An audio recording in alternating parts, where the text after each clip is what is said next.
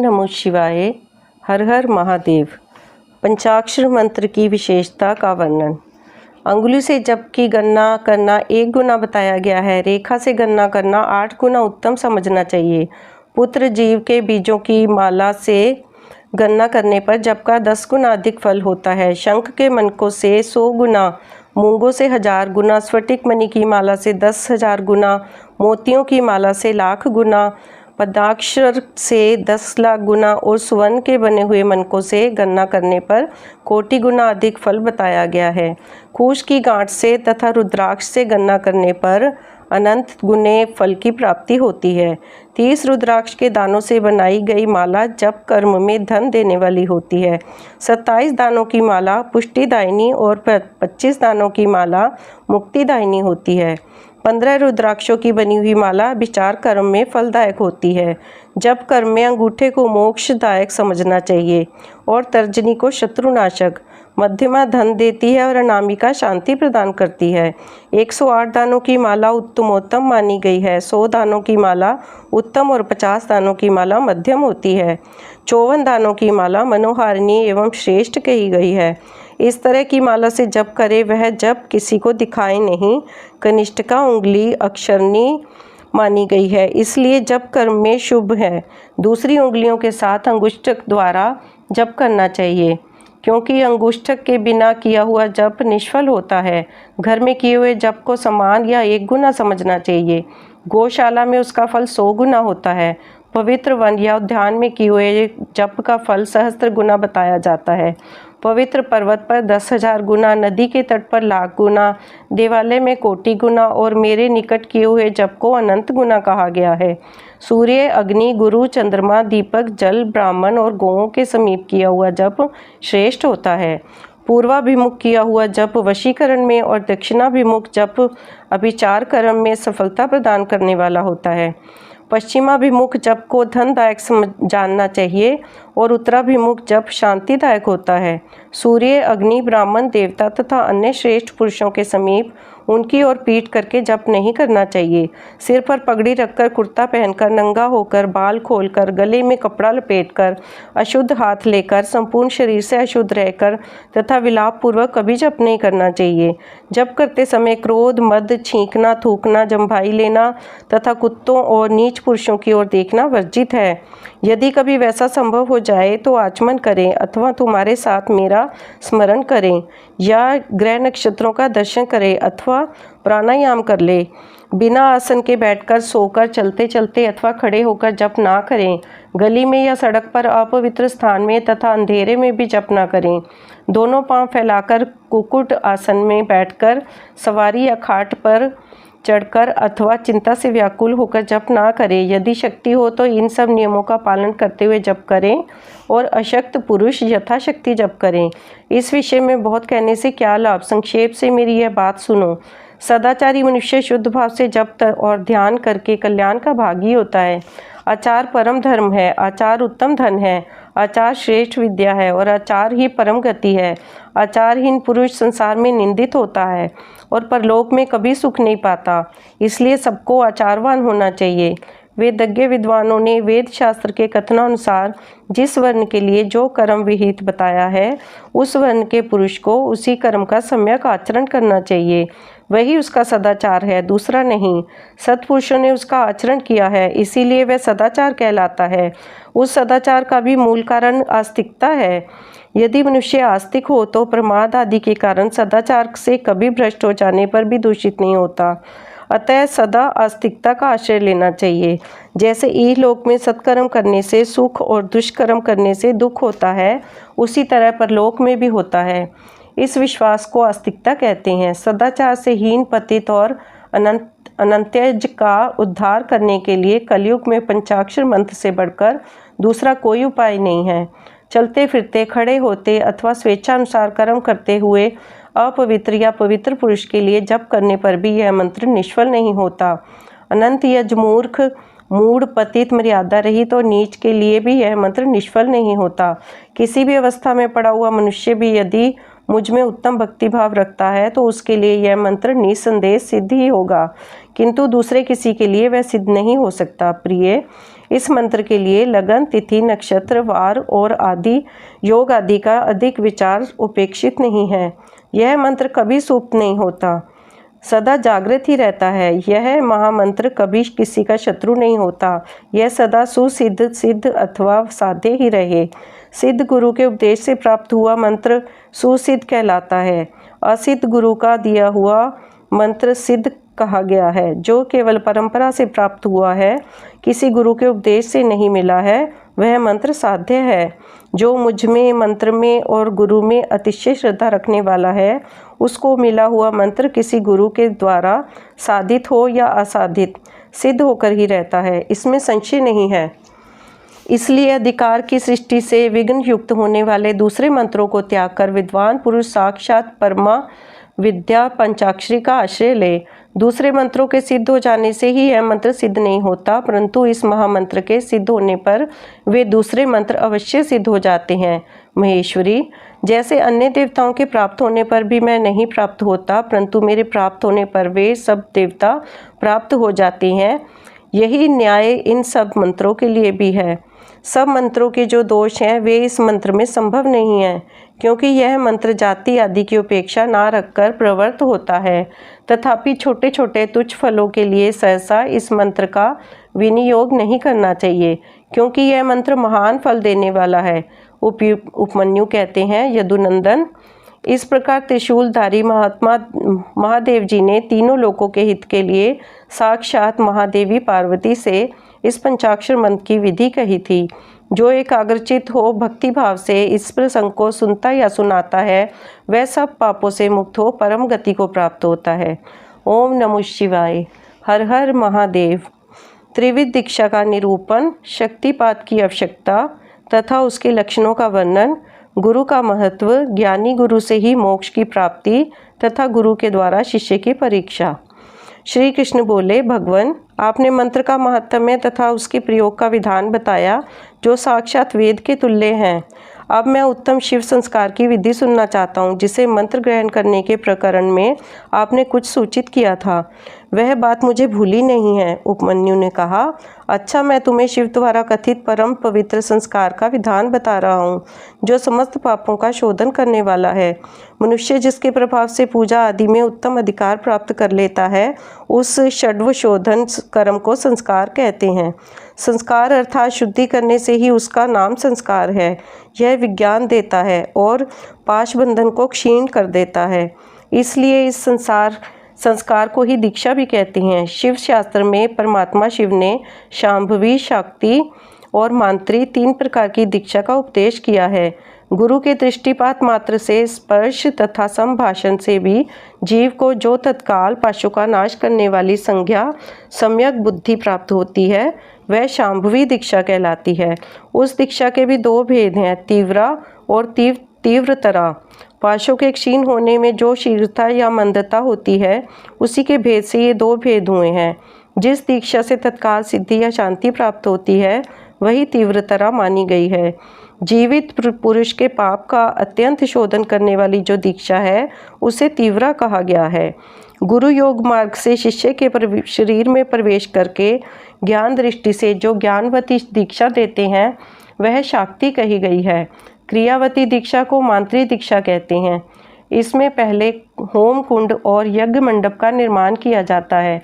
फिर गुरुवार से मंत्र या मंत्रंतर उद्देश्य को लेकर शिष्य का संस्कार करते हैं। शक्तिपात के अनुसार शिष्य गुरु के अनुग्रह का भजन होता है। शैव धर्म का अनुसरण शक्तिपात मूलक है, अतः संक्षेप से उसके विषय में निवेदन किया जाता है।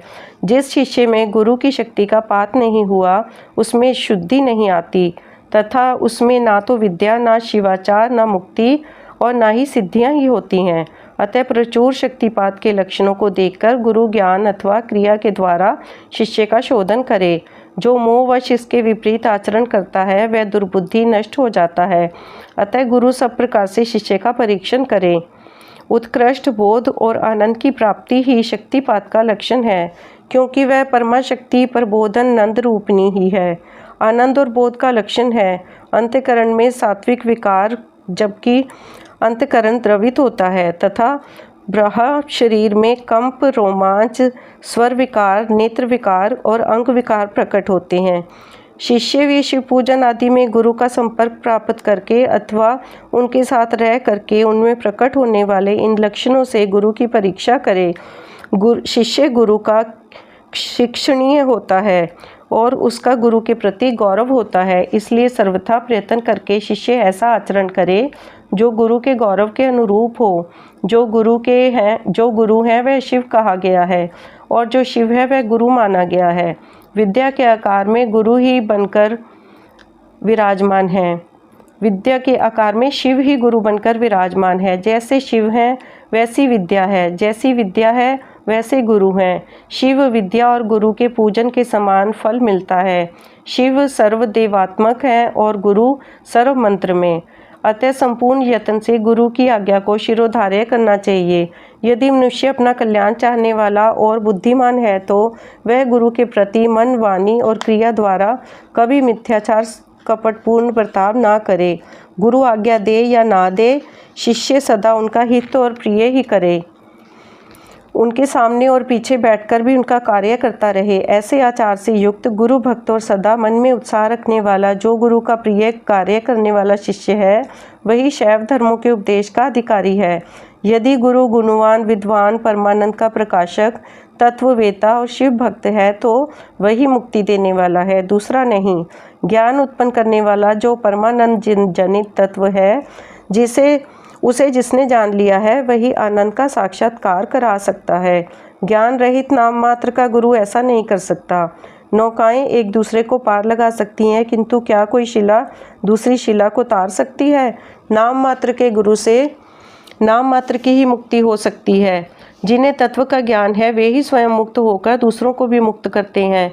तत्वहीन को कैसे बोध होगा और बोध के बिना कैसे आत्मा का अनुभव होगा? जो आत्मानुभव से शून्य है वह पशु कहलाता है। पशु की प्रेरणा से कोई पशु तत्व को नहीं लांघ सकता। अतः तत्वज्ञ पुरुष ही मुक्त और मोचक हो सकता है, अज्ञ नहीं। समस्त शुभ लक्षणों से युक्त, संपूर्ण शास्त्रों का ज्ञाता तथा सब प्रकार के उपाय विधान का जानकार होने पर भी जो तत्व ज्ञान से हीन है उसका जीवन निष्फल है। जिस पुरुष की अनुभव पर्यंत बुद्धि तत्व के अनुसंधान में प्रवृत्त होती है उसके दर्शन, स्पर्श आदि से परमानंद की प्राप्ति होती है। अतः जिसके संपर्क से ही उत्कृष्ट बोध स्वरूप आनंद की प्राप्ति संभव हो, बुद्धिमान पुरुष उसी को अपना गुरु चुने, दूसरे को नहीं। योग्य गुरु का जब तक अच्छी तरह ज्ञान ना हो जाए तब तक विनयाचार चतुर मुमुक्षु शिष्यों को उनकी निरंतर सेवा करनी चाहिए। उनका अच्छी तरह ज्ञान सम्यक परिचय हो जाने पर उनमें सुस्थिर भक्ति करें।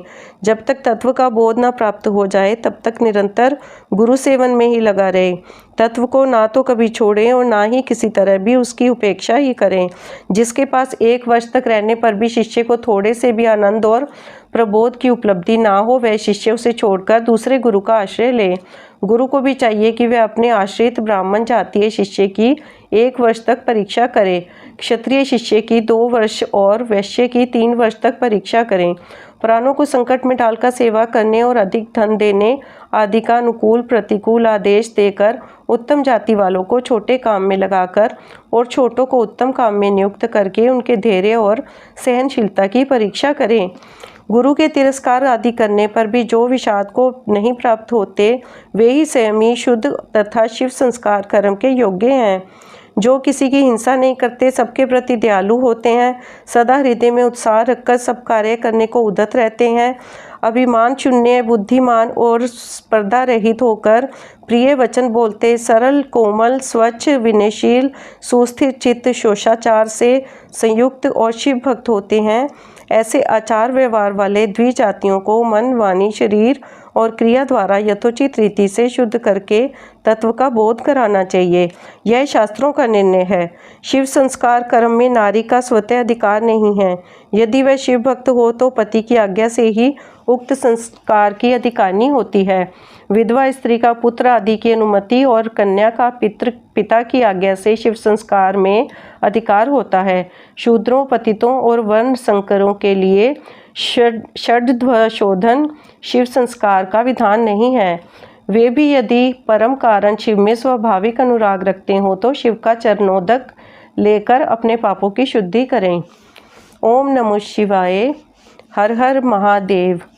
समय संस्कार या समयाचार की दीक्षा की विधि। उपमन्यु कहते हैं, यदुनंदन, नाना प्रकार के दोषों से रहित शुद्ध स्थान और पवित्र दिन में गुरु पहले शिष्य का समय नामक संस्कार करे। गंध, वन और रस आदि से विधि पूर्वक भूमि की रक्षा करके वास्तुशास्त्र में बताई हुई पद्धति से वहां मंडप का निर्माण करे। मंडप के बीच में वेदी बनाकर 8 दिशाओं में छोटे छोटे कुंड बनाए। फिर ईशान कोण में या पश्चिम दिशा में प्रधान कुंड का निर्माण करे। एक ही प्रधान कुंड बनवाकर चंदोवा, ध्वज तथा अनेक प्रकार की बहुसंख्यक मालाओं से उसको सजाए। तत्पश्चात वेदी के मध्य भाग में शुभ लक्षणों से युक्त मंडल बनाए। लाल रंग के सुवर्ण आदि के चूर्ण से वह मंडल बनाना चाहिए। मंडल ऐसा हो कि उसमें ईश्वर का आवाहन किया जा सके। निर्धन मनुष्य सिंदूर तथा अघनी या तिन्नी के चावल से चूर्ण से मंडल बनाए। उस मंडप में 1 या 2 हाथ का श्वेत या लाल कमल बनाए। 1 हाथ के कमल की कर्णिका 8 उंगली की होनी चाहिए। उसके केसर 4 अंगुल में हों और शेष भाग में अष्टदल आदि की कल्पना करें। 2 हाथ के कमल की कर्णिका आदि 1 हाथ वाले से दुगनी होनी चाहिए। उक्त वेदी या मंडप के ईशान कोण में पुण्य एक वेदी पर 1 हाथ या आधे हाथ का मंडल बनाएं और उसे शोभाजनक सामग्रियों से सुशोभित करें। तत्पश्चात धान, चावल, सरसों, तिल, फूल और कुशा से उस मंडल को आच्छादित करके उसके ऊपर शुभ लक्षण से युक्त शिव कलश की स्थापना करें। वह कलश सोना, चांदी, तांबा अथवा मिट्टी का होना चाहिए। उस पर गंध, पुष्प, अक्षत, कुश और दूर्वा कुर्व रखे जाएं। उसके कंठ में सफ़ेद सूत लपेटा जाए और उसे 2 नूतन वस्त्रों से आच्छादित किया जाए। उसमें शुद्ध जल भर दिया जाए। कलश में 1 मुट्ठा कुश अग्रभाग ऊपर की ओर करके डाला जाए। सुवर्ण आदि द्रव्य छोड़ा जाए और उस कलश को ऊपर से ढक दिया जाए। उस आसन रूप कमल के उत्तर दल में सूत्र आदि के बिना झाड़ी या गडुआ, वर्धनी, शंख, चक्र और कमलदल आदि सब सामग्री संग्रह करके रखें। उक्त आसन मंडल के अग्रभाग में चंदन मिश्रित जल से भरी हुई वर्धनी अस्त्र राज के लिए रखें। फिर मंडल के पूर्व भाग में पूर्वव्रत मंत्र युक्त कलश की स्थापना करके शिव की विधि पूर्वक महापूजा आरंभ करें। समुद्र या नदी के किनारे, गौशाला में, पवित्र के शिखर पर, देवालय में अथवा घर में या किसी भी मनोहर स्थान में मंडप आदि रचना के बिना पूर्वोक्त सब कार्य करें।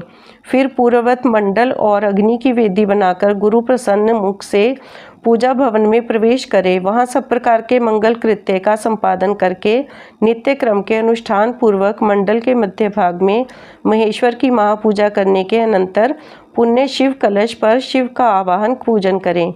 पश्चिमाभिमुख यज्ञ रक्षक ईश्वर का ध्यान करके अस्त्र राज की वर्धनी में दक्षिण की ओर ईश्वर के अस्त्र की पूजा करें। फिर मंत्र युक्त कलश में मंत्र तथा मुद्रा आदि का न्यास करके मंत्र विशारद गुरु मंत्र का त्याग करें। इसके बाद देशिक शिरोमणि गुरु प्रधान कुंड में शिवाग्नि की स्थापना करके उसमें होम करें। साथ ही दूसरे ब्राह्मण भी चारों ओर से उसमें आहुति डालें। आचार्य से आधे या चौथाई होम का उनके लिए विधान है। आचार्य शिरोमणि को प्रधान कुंड में ही हवन करना चाहिए। दूसरे लोगों को स्वाध्याय, स्तोत्र एवं मंगल पाठ करना चाहिए। अनन्य शिव भक्त भी वहाँ विधिवत जप करें। नृत्य, गीत, वाद्य एवं अन्य मंगल कृत्य भी होने चाहिए। सदस्यों का विधिवत पूजन, पुण्य वाचन तथा पुण्य भगवान शंकर का पूजन संपन्न करके शिष्य पर अनुग्रह करने की इच्छा मन में ले आचार्य महादेव जी से इस प्रकार प्रार्थना करें।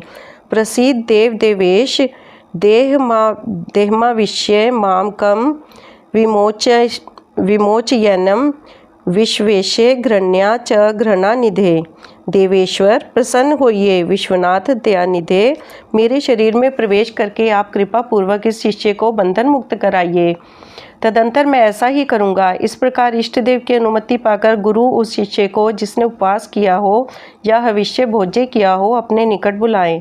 वह शिष्य एक समय भोजन करने वाला और विरक्त हो, स्नान करके प्रातःकाल का कृत्य पूरा कर चुका हो, मंगल कृत्य का संपादन करके प्रणव का जप और महादेव जी का ध्यान कर रहा हो। उसे पश्चिम या दक्षिण द्वार के सामने मंडल में कुश के आसन पर उत्तर की ओर मुँह करके बिठाएं और गुरु स्वयं पूर्व की ओर मुँह करके खड़ा रहे। शिष्य ऊपर की ओर मुंह करके हाथ जोड़ ले। गुरु प्रोक्षणी के जल से शिष्य का प्रोक्षण करके उसके मस्तक पर अस्त्र मुद्रा द्वारा फूल फेंक कर मारे। फिर अभिमंत्रित नूतन वस्त्र आदि दुपट्टे से उसकी आंख बांध दे। इसके बाद शिष्य को दरवाजे से मंडल के भीतर प्रवेश कराएं। शिष्य भी गुरु से प्रेरित हो शंकर जी की 3 बार प्रदक्षिणा करे। इसके बाद प्रभु को स्वर्ण मिश्रित पुष्पांजलि चढ़ाकर पूर्व या उत्तर की ओर करके पृथ्वी पर दंड की भांति गिरकर साष्टांग प्रणाम करे। तदंतर मूल मंत्र से गुरु शिष्य का प्रोक्षण करके पूर्ववत अस्त्र मंत्र के द्वारा उसके मस्तक पर फूल से ताड़न करने के पश्चात नेत्र बंधन खोल दे। शिष्य पुण्य मंडल की ओर देखकर हाथ जोड़ प्रभु को प्रणाम करे। इसके बाद शिव स्वरूपाचार्य शिष्य को मंडल के दक्षिण अपने बाएं भाग में कुश के आसन पर बिठाए और महादेव जी की आराधना करके उसके मस्तक पर शिव का वरद हाथ रख दे। मैं शिव हूँ, इस अभियान से युक्त गुरु शिव के तेज से संपन्न अपने हाथ को शिष्य के मस्तक पर रखें और शिव मंत्र का उच्चारण करें। उसी हाथ से वह शिष्य के संपूर्ण अंगों का स्पर्श करें। शिष्य भी आचार्य रूप में उपस्थित हुए ईश्वर को पृथ्वी पर गिरकर साष्टांग प्रणाम करे। तदंतर जब शिष्य शिवाग्नि में महादेव जी की विधिवत पूजा करके 3 आहुति दे ले, तब गुरु पुण्य पूर्ववत शिष्य को अपने पास बिठा लें। कुशों के अग्रभाग से उसका स्पर्श करते हुए विद्या या मंत्र द्वारा अपने आप को उसके भीतर आविष्ट करें। तत्पश्चात महादेव जी को प्रणाम करके नाड़ी संधान करें। फिर शिव शास्त्र में बताए हुए मार्ग से प्राण का निष्क्रमण करके शिष्य के शरीर में प्रवेश की भावना करें। साथ ही मंत्रों का तर्पण भी करें। मूल मंत्र के तर्पण के लिए उसी के उच्चारण पूर्वक 10 आहुतियाँ देनी चाहिए। फिर अंगों के तर्पण के लिए अंग मंत्रों द्वारा ही क्रमशः 3 आहुतियाँ दें। इसके बाद पूर्णाहुति देकर मंत्रवेता गुरु प्रायश्चित के निमित्त मूल मंत्र से पुण्य 10 आहुतियाँ अग्नि में डाले। फिर देवेश्वर शिव का पूजन करके सम्यक आचमन और हवन करने के पश्चात यथोचित रीति से जातित वैश्य का उद्धार करे। भावना द्वारा उसके वैश्य तत्व को निकालकर उसमें क्षत्रियत्व की उत्पत्ति करे। फिर इसी तरह क्षत्रियत्व का भी उद्धार करके उसमें ब्राह्मण तत्व की भावना करे। इसी प्रणाली से जातित क्षत्रिय का भी उद्धार करके ब्राह्मण बनाएं। फिर उन दोनों शिष्यों में रुद्र तत्व की उत्पत्ति करें। जो जाति से ही ब्राह्मण है उस शिष्य में केवल रुद्र तत्व की ही स्थापना करें। फिर शिष्य का प्रोक्षण और ताड़न करके उसके आग की चिंगारियों के समान प्रकाशमान शिव स्वरूप आत्मा को अपने आत्मा में स्थित होने की भावना करें। तदंतर पूर्वोक्त नाड़ी से गुरु मंत्रोच्चारण पूर्वक वायु की निस्सारण करें। वायु का निस्सारण करके उस नाड़ी के द्वारा ही शिष्य के हृदय में वह स्वयं प्रवेश करे। प्रवेश करके उसके चैतन्य का नील बिंदु के समान चिंतन करें। साथ ही यह भावना करें कि मेरे तेज से इसका सारा मल नष्ट हो गया और यह पूर्णतः प्रकाशित हो रहा है। इसके बाद उस जीव चैतन्य को लेकर नाड़ी से संहार मुद्रा एवं पूरक प्राणायाम द्वारा अपने आत्मा से एकीभूत करने के लिए उसमें निविष्ट करें। फिर रेचक की ही भांति कुंभ द्वारा उसी नाड़ी से उस जीव चैतन्य को वहां से लेकर शिष्य के हृदय में स्थापित कर दें। तत्पश्चात शिष्य का स्पर्श करके फिर शिव से उपलब्ध हुए यज्ञोपवीत को उसे देकर गुरु 3 बार आहुति दे पूर्णाहुति होम करे। इसके बाद आराध्य देव के दक्षिण भाग में शिष्य को कुश तथा फूल से आच्छादित करके श्रेष्ठ आसन पर बिठाकर उसका मुंह उत्तर की ओर करके उसे स्वस्तिक आसन में स्थित करें। शिव गुरु की ओर हाथ जोड़े रहें। गुरु स्वयं पूर्वाभिमुख हो एक श्रेष्ठ आसन पर खड़ा रहे और पहले से ही स्थापन पूर्वक सिद्ध किए हुए पूर्ण घट को लेकर शिव का ध्यान करते हुए मंत्र पाठ तथा मांगलिक वाद्यों की ध्वनि के साथ शिष्य का अभिषेक करे। तदंतर शिष्य उस अभिषेक को जल को पोंछकर श्वेत वस्त्र धारण करे। आचमन करके अलंकृत हो हाथ जोड़ मंडप में जाए। तब गुरु पहले की भांति उसे कुशासन पर बिठाकर मंडल में महादेव जी की पूजा करके कर न्यास करे।